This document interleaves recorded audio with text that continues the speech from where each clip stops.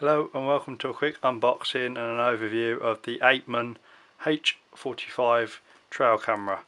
I picked this up recently. There'll be a more in-depth review of the H65 trail camera by Apeman, which I'll put in the description and on the screen, that will go more in depth on picture quality and what I think of the Apeman cameras. This is just a general review of this because the model is basically the same, there's just a few different features. So I thought I'd just do a quick unboxing and a overview and compare it to the H65. But if you want more on how they function and my opinion on them, the H65 review is a better and more in-depth version. So the H45 Apeman camera, there is some on this already online, but sometimes it's difficult to see whether the videos are sponsored by the company or not. I bought this with my own money and this review should be impartial. So overview of the box, nothing much. It's got its logo all over it and some information. They are Chinese cameras, but from what I've seen so far they're completely fine. So that's the box. There is a seal there which you cut. I've already done it because I have had it open, and it just lifts up to reveal some paperwork. We've got a hello with just some thank you for buying the product. We've got some paperwork, an instruction manual how to use the camera in different languages, and I believe this is a similar thing, maybe a quick start guide, and some in Chinese as well.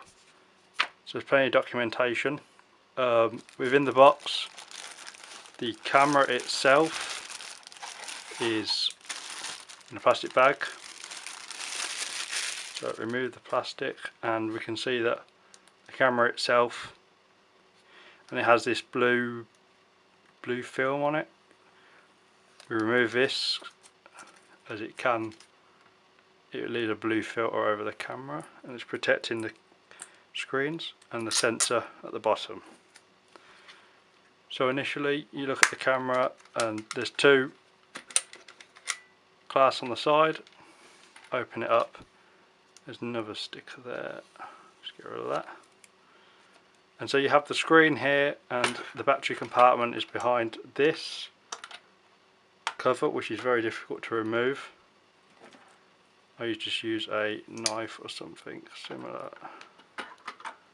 just to pry it open. You see there's a battery compartment in there. It does contain 8 batteries, but these are not provided, and you also need an SD card which goes into that slot there. So just before we go into more into this camera, what else comes in the box? So the box, there is another compartment within the box here, and as we can see we've got a metal plate and some screws, raw plugs and kind of adjustable mount. This mounts into the bottom here, so this screws into the bottom of the camera and allows you to attach the plate to a wall, so for more of a permanent mounting.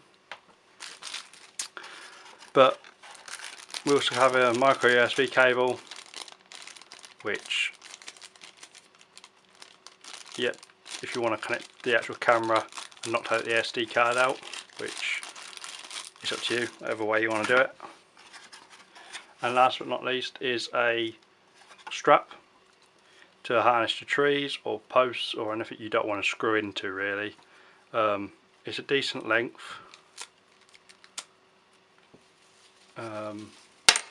It would fit round a good diameter tree. Certainly any tree in the UK that is in a, well, there's not a lot that's going to be much bigger than that strap can hold on to. So it's a decent length strap, and that's all you get in the box. So let's remove the box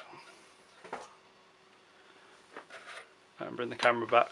So as you see, you get the plate for mounting and the strap for mounting. So there's two different methods. And the actual camera itself, the Apeman 45, it has, the main difference is the sensor. So the sensor here is a lot different to the H65, which is here. The H65 is on the left, the H45 is on the right. So as you see, this one's got 3 sensors instead of the H45, which has got 1. I don't know if it makes much difference, and I'll test it out and let you know if it does. But from what I've seen, these two, and you'll see in the review of the H65, these two are for side angles, but you don't always use them because the camera points only in one direction. So having the sensor at the front makes sense because what's passing in front will get picked up and the camera's facing the same direction. So we've got this bar up here which is slightly smaller, but that produces your night vision type infrared glow that comes out. It's not visible, but it's what lights up the area and allows the camera to pick up things at night. From what I've seen, they do seal. There is some sort of seal, rubber seal inside, but and I haven't had anyone leak, so it seems to seal well. And we've got a USB slot and an SD card. SD cards are the standard size, not a micro, so standard size SD card in there. And you've got a rocker switch here that goes from test to on. Test means you set it up, and then on, when you switch it to on, the screen goes dark, you shut it up, and it's ready to detect motion. So generally they're good cameras. If you want to see more information about them, because the H45 was a bit cheaper on Amazon than the H65, that's why I picked up 2, because I need 2 for something. And they're good budget cameras, and from what I've seen, they work very well. They pick up quite good and they take good quality pictures, and especially nowadays when people are interested more in capturing wildlife in their garden, or even if they're hunting or want to check for game on a budget, they're good cameras. You perhaps may want to invest in a better one if you're actually doing something to do with stalking or game management, but for those that want to put them in the garden, which I know is a growing interest for a lot of people, these are a good priced item that takes good quality pictures and allow people to get into this world that they may not have access to, or they may not see it while they're at home or at night.